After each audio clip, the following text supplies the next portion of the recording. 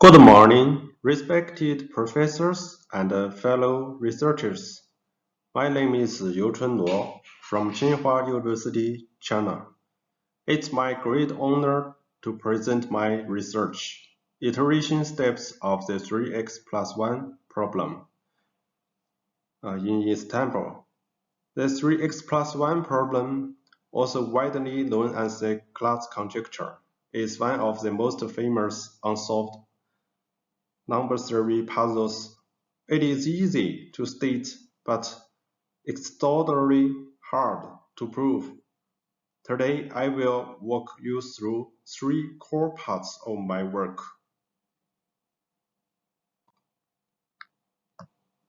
Part 1. Basic definitions of the 3x+1 problem. First, let's recap the formal definition of the Collatz map. Given any positive integer n, the iteration function C of n is piecewise defined. C of n equals to piecewise function 3n plus 1 when n is odd, n over 2 when n is even.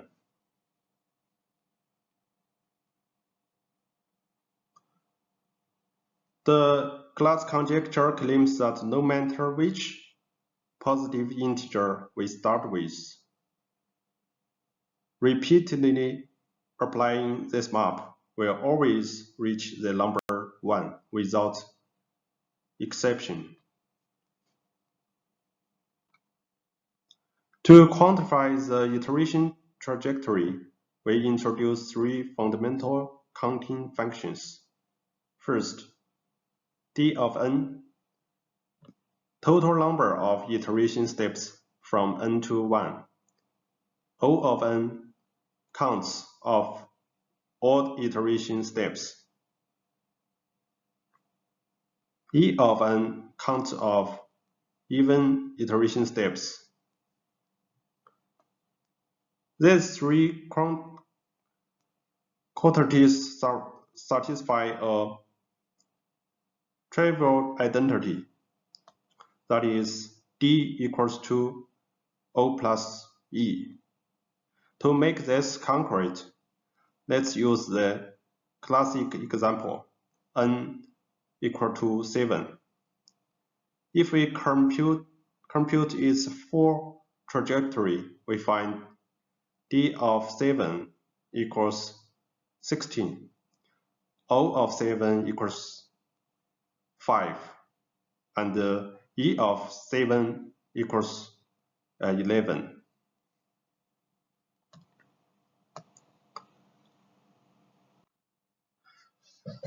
Part 2. Residue function and the two residue conjectures. Next, we move to the core actual tool in this field, the residue function invented by Eric Zosndel in 2003. Its closed form expression is residue of n equals 2 raised to the power e of n divided by the quantity 3 raised to the power O of n times n. Again, taking n equals 7, substitute E equals 11, O equals 5. Residue of 7 equals 2 to the 11 power divided by 3 to the 5th power times 7, which equals 1.204.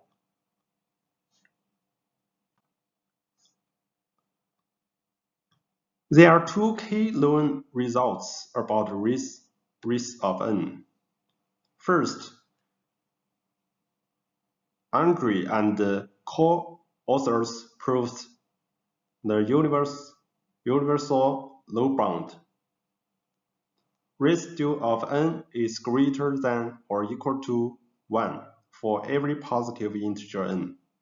Second, Rosendale numerically tested all integers up to 3 times 10 power of 19 and put forward two conjectures. First, the strong residue conjecture.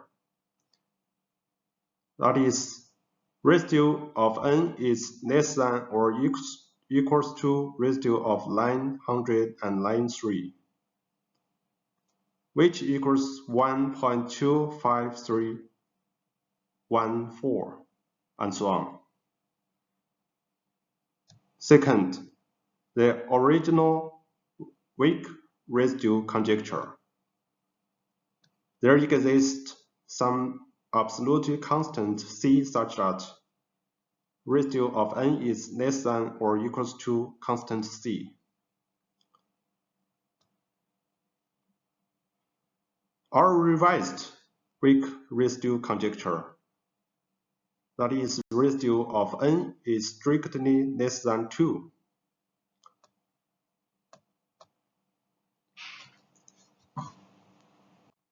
Part 3. Our main findings. The DOE theorem for the 3x+1 problem. Now, I will present our central contribution, the DOE theorem. We prove that if our refined weak residue conjecture residue of n is smaller than 2 holds, then non-trivial mathematical relations collecting DOE. The key implication is powerful. Given any one of the 3 steps counts, we can uniquely solve for the other 2, where closed logarithmic formulas with floor and ceiling rounding operators. Let me list all 6 formulas clearly. For example, the first, O of n equals the floor of log base 6 of 2 times d of n minus log base 6 of n.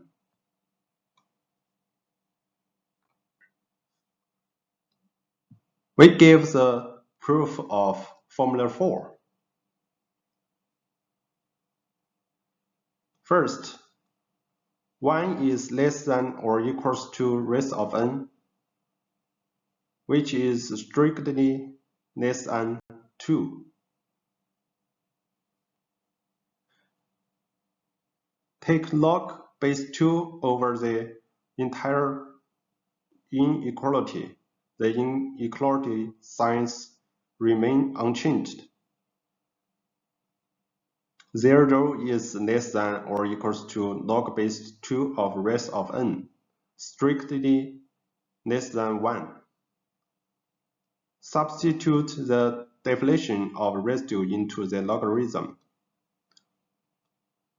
and then expound the logarithm using logarithm rules. We get the linear equality.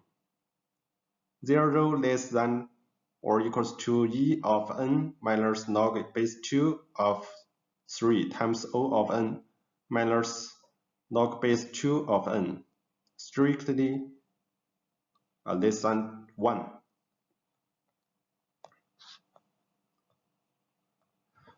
Arrangement terms to isolate e of n in the middle. Here is the highlighted critical inequality. So this shows integer e of n lies within an interval of length 1. So we get the final result. E of n equals to the ceiling of log base 2 of the 3 times O of n plus log base 2 of n. So we can check, for example, let n equals to 7, d of n then equals to 16. So we can compute using the formulas. So we get the correct result.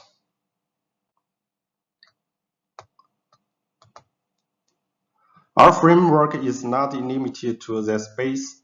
The special case code equals to 3. We successfully generalized all above results to the entire qx+1 iteration problem. So we get two theorems. One is for the positive integer n, and the other is for the negative integer n.